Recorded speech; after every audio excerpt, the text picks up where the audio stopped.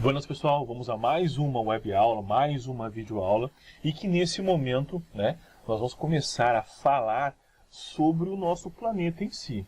Até então, nós estamos falando e conversando da formação do nosso planeta e tendo uma ideia evolutiva de como chegamos ao que temos hoje.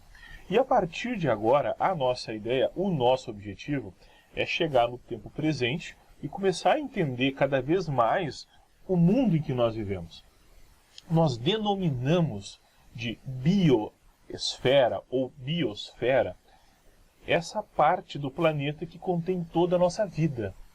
E como cientistas, o nosso objetivo é entender essa vida e de que forma elementos como nós dizemos que elementos bióticos é tudo aquilo que está vivo e interage com a nossa vida, e elemento abiótico é tudo aquilo que não está vivo e interage também com a nossa vida. Temperatura, chuva, questão do solo, todos esses elementos que estão em nossa biosfera. Desculpa. Então o que nós vamos fazer agora? Nós vamos começar a estudar e tentar entender um pouquinho sobre isso. Tá certo? Então, a partir desse momento, então, o professor tomar aqui um pouquinho de líquido, né? Chazinho de canela, tá? Para que a gente possa dar continuidade então aos nossos estudos, ok? Pois bem, chegamos aqui e aí agora nós vamos começar a conversar sobre essa ideia de formação da Terra e entender os elementos que compõem a nossa Terra, tá certo? Deixa eu pegar aqui a nossa ponteirinha laser, beleza? Então vamos lá, gente. Chamamos de biosfera ou esfera da vida, biosfera, a região, a parte do nosso planeta que abriga a vida. Mas eu tenho que entender que, inclusive evolutivamente falando, eu sou o que eu sou, a planta é o que é, tudo que está vivo é o que é, não somente pela interação dos seres vivos entre si, que chamamos isso de interação entre os elementos bióticos. A ciência ela tem um linguajar muito peculiar, muito próprio, que nós temos que começar a aprender. Então, quando o professor fala uma palavrinha nova e eu explico para ti o que é essa palavrinha nova, anota no caderninho, pausa o vídeo, anota no caderninho que vai ser muito importante. Então, como havia comentado para vocês, o nosso planeta ele não existe somente elementos vivos interagindo conosco, mas existem elementos que não estão vivos e também interagem e geram pressão na nossa vida, né? De alguma forma interfere, que são os elementos abióticos que estão de forma classificatória, vamos colocar assim, em 3 grandes grupos. Os elementos que estão na atmosfera. Quais são os elementos da atmosfera? São todos os elementos de nosso planeta que vêm da onde? Que estão no ar. Então isso é a atmosfera. A atmosfera ela é constituída por tudo aquilo que está no ar, certo? E o que nós chamamos de hidrosfera? É o mundo, é o universo de tudo aquilo que está composto por água, tá? Se a atmosfera é o universo de tudo que tem no nosso planeta que está no ar, a hidrosfera é o universo de tudo que tem no nosso planeta que está na água. Da mesma forma que a e aí, atmosfera eu acho que você já tinha ouvido falar, né? Hidrosfera, hidroágua, eu acho que é mais fácil vocês lembrarem. Talvez essa palavrinha litosfera seja uma palavrinha nova para vocês, né? E aí vem a ser o quê? Todos os componentes do solo. Tudo que está no solo compõe a litosfera, tá? Então nós vamos começar os nossos estudos justamente pela litosfera, ok? Deixa eu clicar aqui, ó, abriu para o professor uma nova imagem, tá? Então, vocês viram no filme, naquele filmezinho Construindo o Planeta Terra que eu passei para vocês, que eu orientei vocês a assistirem, um documentário que mostra justamente esse processo de formação da Terra. Vocês viram que pedaços de rocha se chocavam com muita velocidade, com muita intensidade, despendendo uma energia que fazia com que a rocha quase se fundisse uma na outra, né? Com muita força, gerava um calor intenso e foi formando o nosso planeta, né? Esse planeta aos poucos foi resfriando, até o momento que temos a visão do nosso planetinha azul, do nosso planeta como a conhecemos. Então, olha só, podemos separar a constituição do nosso planeta em algumas partes, até por características físicas, a temperatura que ele possui, essa região do planeta, se ela está num meio mais líquido, num meio mais sólido, quais são os minerais que compõem o nosso solo, tá certo? Então nós separamos em partes, em pedaços. Chamamos assim núcleo interno, uma região mais interna, de metal um pouquinho mais denso. Chamamos de núcleo externo, esse metal aqui está mais líquido. Depois nós vamos ter o que nós chamamos de manto, que vocês vão encontrar elementos de rocha em forma de magma, como se fosse um grande vulcão. E a parte que nós vivemos, que é onde resfriou, esse manto resfriou, que nós chamamos de crosta. Esse manto, alguns autores também subdividem ele em superior e inferior, tá bom? Nós vamos trabalhar com a ideia de manto, tá? Inclusive, aqui tem um materialzinho que o professor separou para nós conversarmos com algumas características. Por exemplo, o núcleo interno, se nós lermos aqui, fala o seguinte: o núcleo interno é a parte sólida no centro do planeta Terra, aqui ó, bem no meio. É feito de ferro e níquel e tem temperaturas elevadíssimas, podendo chegar a aproximadamente 5.500 graus Celsius. Gente, é muito quente, é muito quente. Nós temos quase que por temperatura, um mini solzinho na parte externa do Sol, né? Não na parte interna, mas na parte externa do Sol, algo desse gênero. É muito quente. Além disso, quando vai se afastando do centro, vai tomando uma característica um pouco diferente, nós temos o que chamamos de núcleo externo, que é a parte líquida do núcleo, que tem uma composição bem semelhante com a parte interna do núcleo interno em si. Se afastando um pouquinho do centro da Terra, nós vamos ter essa região que nós chamamos ela de manto, que é uma camada semilíquida de magma. Aqui nós vamos encontrar a formação das rochas, mas a rocha no estado magmático, quase um estado de gel. Quem imaginar legal mais ou menos a ideia, imagine uma erupção vulcânica, e aí você vê aquele magma escorrendo, é mais ou menos o que você vai imaginar que é formado tudo isso aqui, tá? Ou pedra fundida que se move devido a correntes de convecção. O manto está em movimento, é como se fosse um grande lago que está em movimento. E aí, poderia me perguntar, professor, está em movimento, mas move o que? Ora, move justamente pedaços da parte resfriada do nosso planeta, que é a parte sólida, chamada de crosta. A crosta terrestre ela é formada por várias placas, vários pedaços de rocha resfriada que estão em constante movimento no nosso planeta. O Brasil, aqui, a costa leste da América do Sul, já esteve ligada na costa oeste da África. E elas estão se separando. Por quê? Porque há esse movimento do magma gerando correntes e vai afastando. Na verdade, nós estamos num processo aqui, que inclusive foi o processo científico geológico que formou a Cordilheira dos Andes, em que duas placas, uma subiu sobre a outra, fazendo isso aqui, formando a grande montanha da Cordilheira dos Andes e gerando, como diria meu saudoso professor de geologia, da época da faculdade, um rosário de vulcões, um vulcãozinho. A Cordilheira dos Andes é um vulcão atrás do outro, um do ladinho do outro, que não estão ativos, mas que já tiveram o seu momento de atividade e formaram todo o nosso continente. Certo? Outra imagenzinha para vocês analisarem essa composição da nossa litosfera em si, né? Composição do nosso planeta, em que o núcleo, até o autor aqui utilizou a cor prata para lembrar que a questão metálica, né? As temperaturas e as distâncias, o tamanho de cada uma dessas camadas. Percebam que depois vem o manto, né? Também separado em estratos, tá? Falei para vocês, alguns autores costumam separar manto superior, manto inferior. No nosso caso, nós vamos utilizar a palavra manto e generalizar toda essa região. E a nossa crosta terrestre, que é extremamente pequena. De 0 a 100 quilômetros é a nossa crosta terrestre. É pequeno se compararmos a tamanhos com mais de 1000 quilômetros. É realmente pequeno. Mas que abriga a nossa vida e está bem organizada para que a gente possa viver, ok?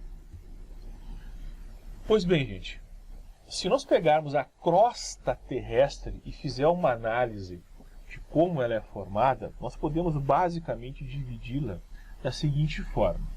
Nós temos um extrato, um pedaço, que chamamos de rocha, que é a rocha pura. Nós, muitas vezes, quando olhamos para alguns morros, nós chegamos a ver esse pedaço de rocha pura, né?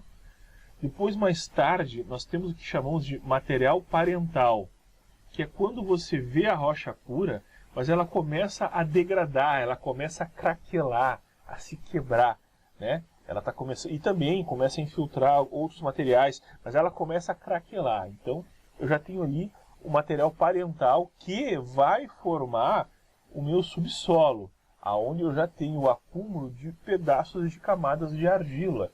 E o termo argila significa o tamanho da granulação, o tamanho do grão do solo, tá? Eu posso, o termo areia em si também tem a ver com a granulação, claro, tem o material, mas a granulação, um solo argiloso tem uma granulação muito fininha, muito pequenininha, tá bom? Acima do subsolo, eu poderia estratificar, ou seja, dividir isso e ter algo que nós chamamos de solo superior, tá?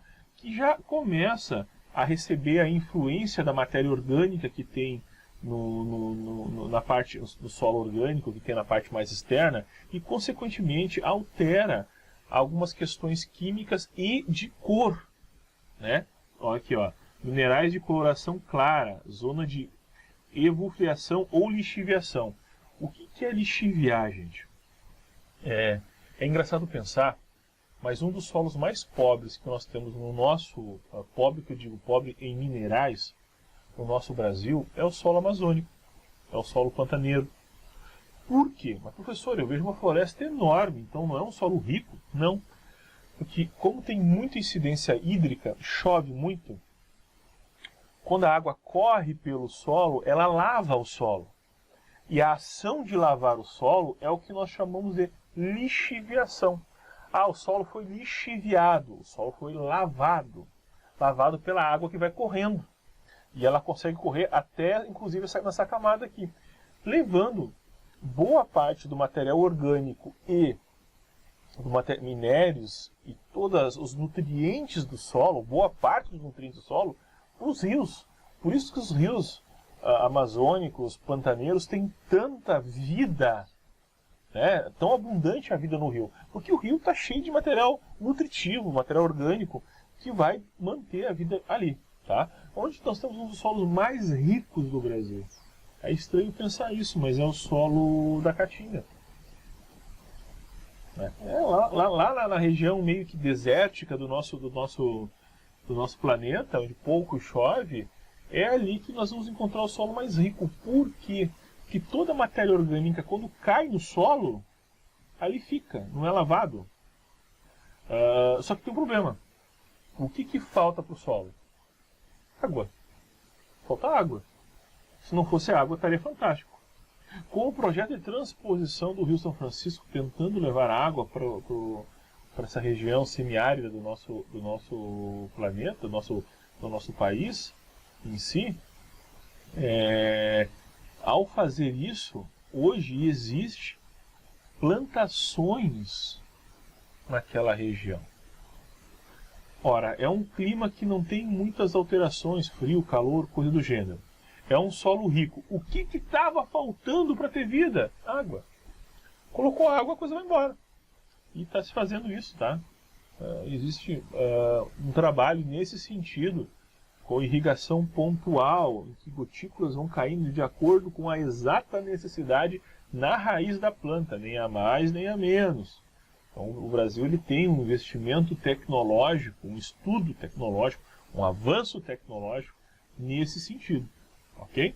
E por fim, o solo orgânico é aquele solo que principalmente tem muito material orgânico. Quando você fala material orgânico, vocês têm que pensar que eu estou falando material que foi oriundo, que surgiu devido aos seres vivos.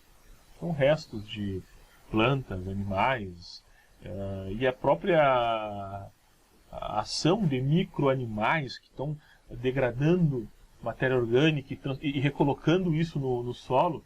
Isso é super importante através dos seus decompositores. E aí, de uma forma geral, nós podemos colocar da seguinte forma: nós temos um solo em formato de rocha, que é bem claro, a gente vê ali a rocha desnuda. Nós temos solos jovens, quando eles vão começando a formar certos horizontes, linhas, estão vendo aqui que eu consigo separar pela coloração e a forma de material. E nós temos um solo maduro, quando eu tenho esses perfis do solo bem claros, principalmente por suas colorações.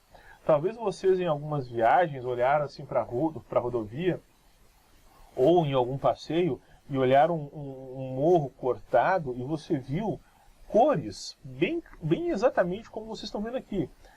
Mais escura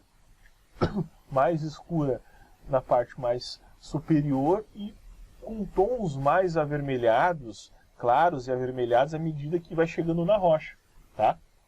Esses são os perfis do solo. Chamamos perfil ou horizonte A, essa parte do solo extremamente rico em matéria orgânica, muito rico. Ele tem uma coloração mais escurecida.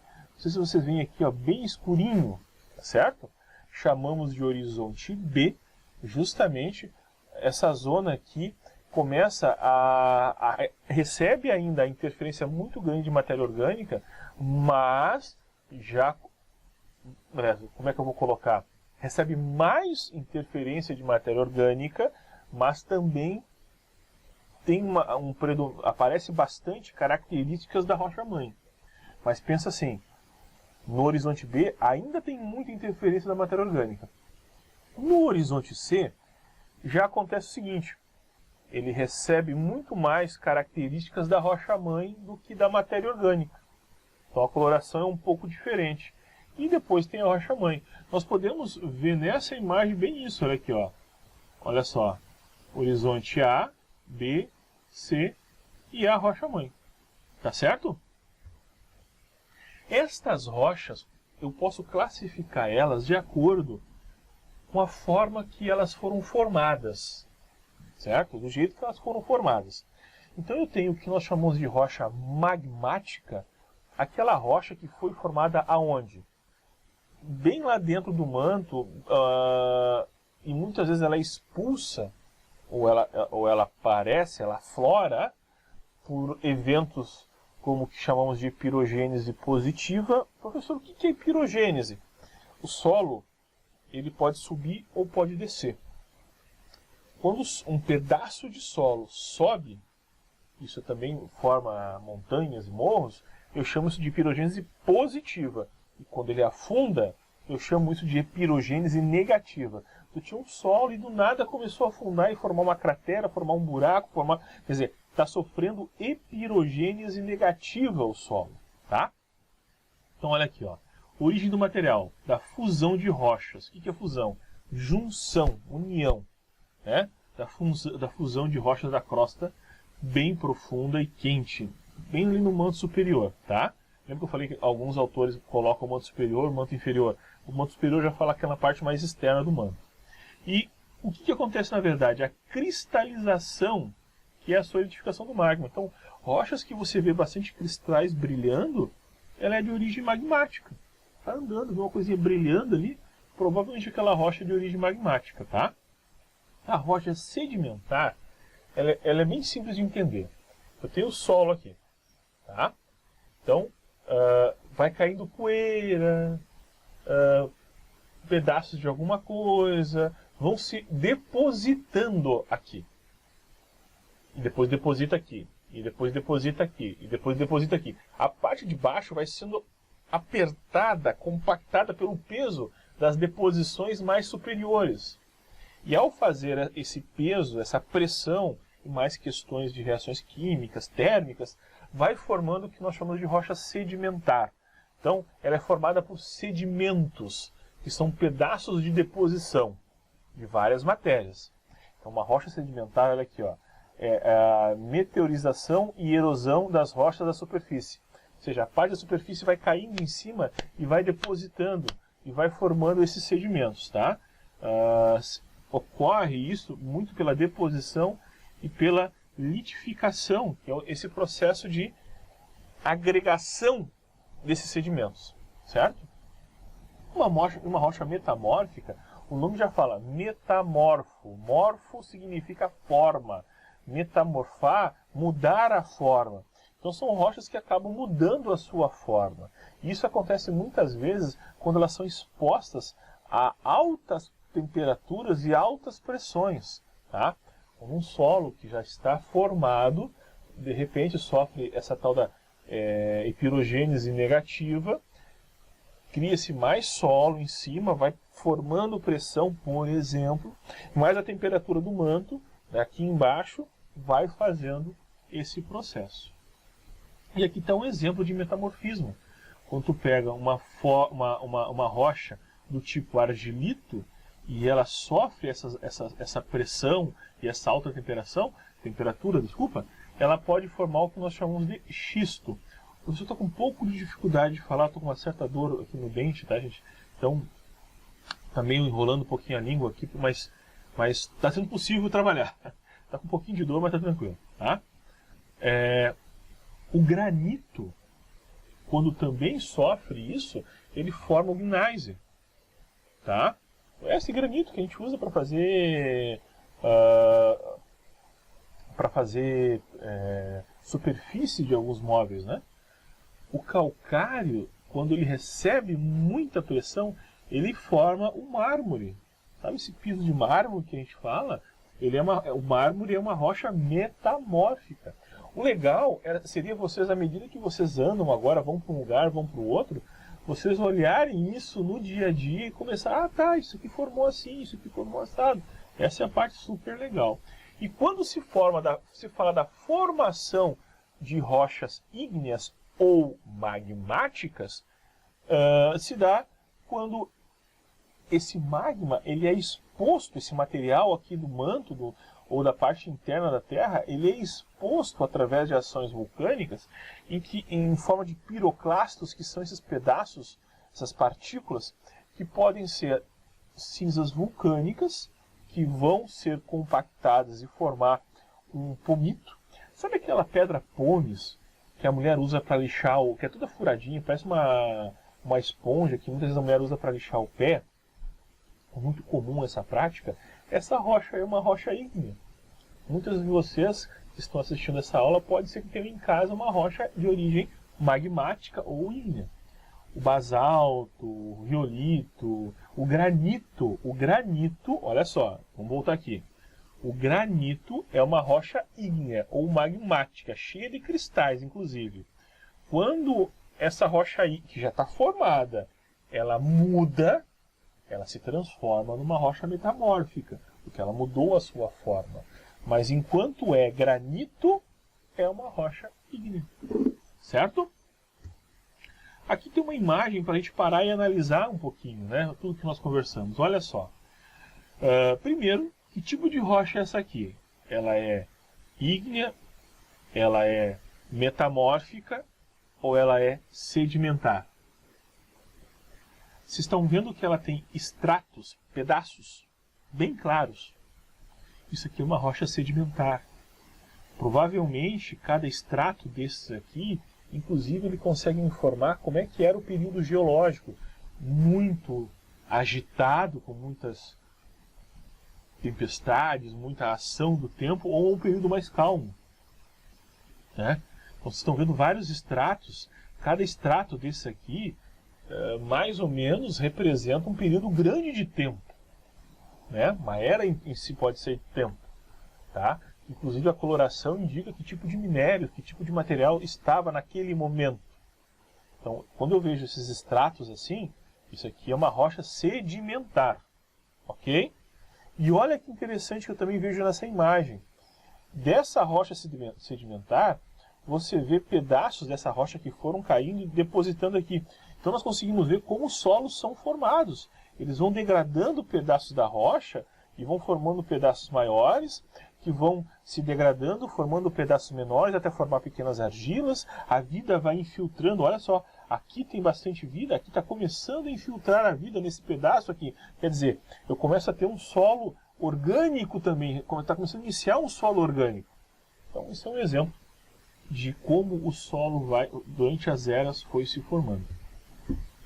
E durante as eras, muitos organismos eles foram morrendo e foram sendo sepultados por pedaços de solo que vai cobrindo esse material, vai cobrindo.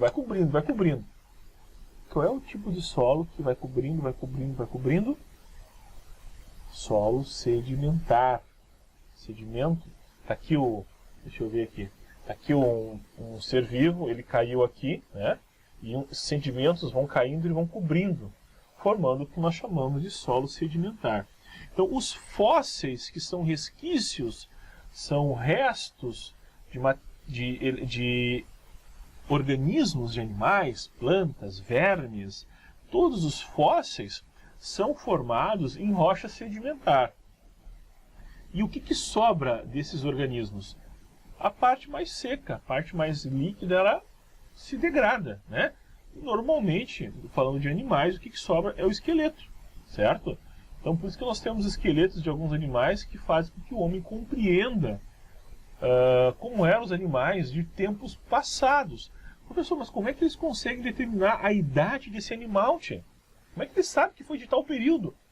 Porque os átomos que compõem essa matéria, eles emitem uma certa radiação energética.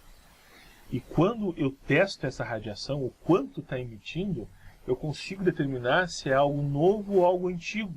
Eu não consigo dar o ano exato. Não, isso não existe. Mas eu dou um período bem próximo, bem aproximado. Tá?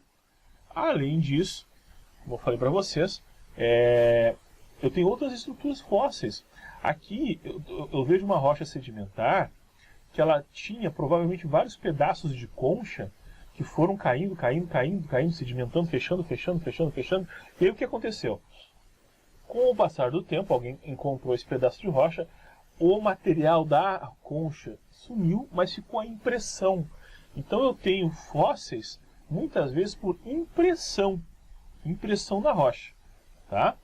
Além disso, outro exemplo de fóssil, como eu falei de osso, não esqueçam que talvez você deva ter visto isso com os professores lá das séries iniciais, que nós temos dois tipos de esqueleto.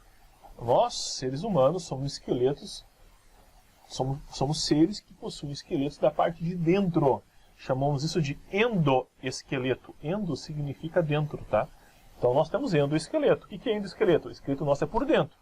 Mas existem seres vivos, principalmente os insetos, que possuem exoesqueleto. O que é exo? Exo significa fora, né? Exo, foi para fora. Então, o exoesqueleto, esses animaizinhos aqui, como alguns insetos, o animal cai, vários pedacinhos, eu não sei se vocês conseguem ver aqui vários recortezinhos da rocha, né? Foram sedimentos que foram sendo depositados. Então essa é uma rocha sedimentar, tá? A matéria orgânica morre, todo o material nutritivo da matéria orgânica volta para o solo, e o que sobra? Sobra a parte externa, o exoesqueleto do organismo. Outra forma da formação de fósseis é através dessa estrutura aqui do âmbar. O que aconteceu aqui? Esse escorpião provavelmente ele parou numa árvore, a árvore liberou uma resina, essa resina cobriu ele ficou preso, essa resina solidificou e formou essa imagem linda, inclusive, né? Que hoje nos possibilita estudar quem eram os animais que tinham interação com as árvores, com as plantas naquela época. Tá certo? Deixa eu vir aqui. Aqui. E voltamos. Ok? Voltamos ao nosso mapa de estudos. Então nós vimos da biosfera essa parte que é a litosfera. Nas aulas que vêm falaremos da atmosfera e da hidrosfera. Tá certo, gente? Um abraço, valeu, tchau, tchau, até a próxima aula.